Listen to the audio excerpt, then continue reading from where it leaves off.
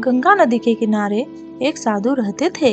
वे न केवल विद्वान थे बल्कि उनके पास जादुई शक्तियां भी थी।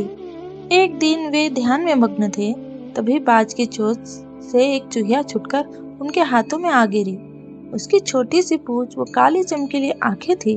उन्हें वह बहुत अच्छी लगी, पर घर ले जाने से पहले उन्होंने जादुई मंत्रों के प्रयोग से उसे एक लड़की में बदल दिया।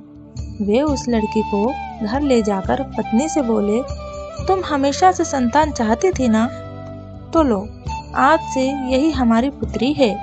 इसे पूरी देखभाल व स्नेह से पालो। साधु की पत्नी भी अपनी पुत्री को देखकर प्रसन्न हो उठी। वह उसे राजकुमारी की तरह पालने लगी। 7 साल बीतते गए। नन्ही लड़की एक सुंदर युवती बन गई। जब वह 18 वर्ष की हुई तो साधु व उसकी पत्नी उसके लिए वर तलाशने लगे। साधु ने कहा, मेरी बिटिया का विवाह ऐसे व्यक्ति से होना चाहिए जो सबसे बड़ा हो। मेरे हिसाब से सूर्य ठीक रहेगा। पत्नी ने भी हामी भरी। उन्होंने जादुई मंत्रों के प्रयोग से सूर्य को नीचे बुला लिया। उन्होंने उसे अपनी पुत्री से विवाह करने को कहा, पर पुत्री ने पहले ही न कर दी। वह बोली, पिताजी, यह तो बहुत गर्म है। मैं उससे विवाह करूंगी जो इससे भी बेहतर हो। साधु ने निराश हो गए।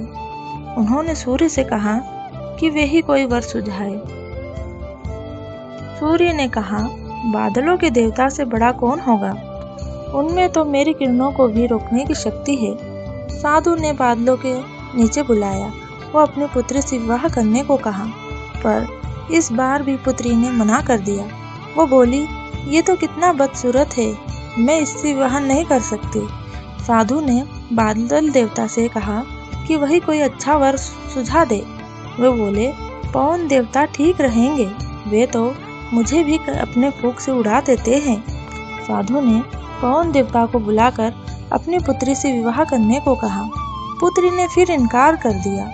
वो बोली, मैं इससे शादी नहीं करूंगी, ये तो कहीं टिकते नहीं, हमेशा यहाँ वहाँ भागते रहते हैं। साधु ने पवन देव से पूछा, क्या मेरी पुत्री के लिए ऐसा वर हो सकता है जो आपसे भी बेहतर हो? पवन देव ने कहा कि पर्वत देव मजबूत व ऊंचे हैं, वे मेरा भी रास्ता रोक देते हैं। साधु ने पर्वत देवता से कहा कि वह उसकी पुत्री से विवाह कर ले। पुत्री ने फिर से मना कर दिया। वो बोली, ये तो बहुत लंबे, सख्त व कठोर है, मैं इनसे विवाह नहीं कर सकती, इनमें भी कोई बेहतर चाहिए। पर्वत देवता ने चूहे का नाम सुझाया। वे बोले, माना मैं काफी सख्त, मजबूत व ऊंचा हूँ, पर चूहे मुझसे भी आसानी से बिल बना सकते हैं। साधु ने चूहे को बुलाया। उसे देखते ही उसकी पुत्री खुशी से उछल पड़ी। हाँ पिताजी, यही तो है वह, मैं इससे जिससे शादी करना चाहती हूँ। साधु ने सोचा, इसे ही किस्मत कहते हैं। यह एक चूहिया थी और एक चूहे से विवाह करना ही इसके भाग्य में लिखा है।